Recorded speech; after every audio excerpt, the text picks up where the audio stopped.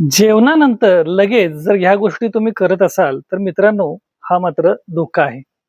बऱ्याच लोकांना lifestyle disease हे कसे होतात हे कळतच नाही.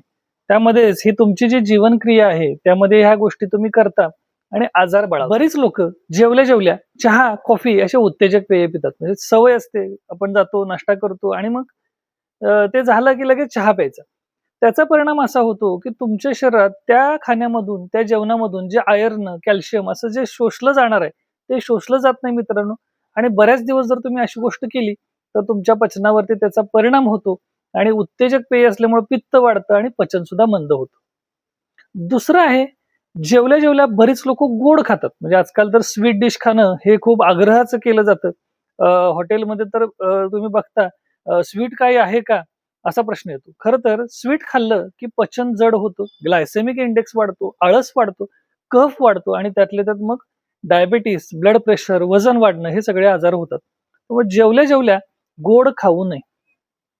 नंतर आहे, बरेच लोक जेवल्या जेवल्या लगेच झोपतात. म्हणजे अगदी ते ताट पुढे सरकवायचं की पाठीमागं झोपायचं. मग दिवसा असू दे, रात्री असू दे.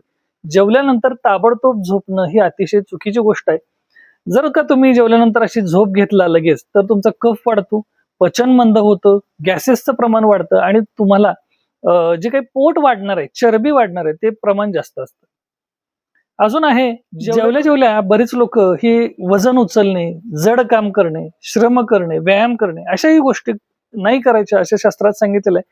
त्यामुळे जेवलं की सगळा रक्तप्रवाह पोटाकडे जातो आणि अशा वेळेला तुम्ही व्यायाम केला तर त्याचाही पचनावर परिणाम होतो आणि त्रास होण्याची शक्यता असते. दुसरा आहे मित्रांनो, जेवल्या जेवल्या फळ खातात. तेही अतिशय चुकीचं आहे.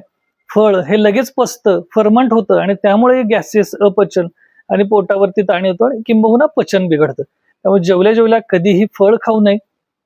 मित्रांनो, जेवल्या जेवल्या व्यसन सुद्धा करतात. व्यसन करणं हे अतिशय चुकीचं आहे आणि त्यातल्या त्यात जेवल्यानंतर जर कोणतंही व्यसन तुम्ही करत असाल तेही अतिशय चूक आहे. त्याचाही परिणाम आपल्या शरीरावर होत असतो आणि पूर्णतः पचन आणि पोट सगळं मंद होतं.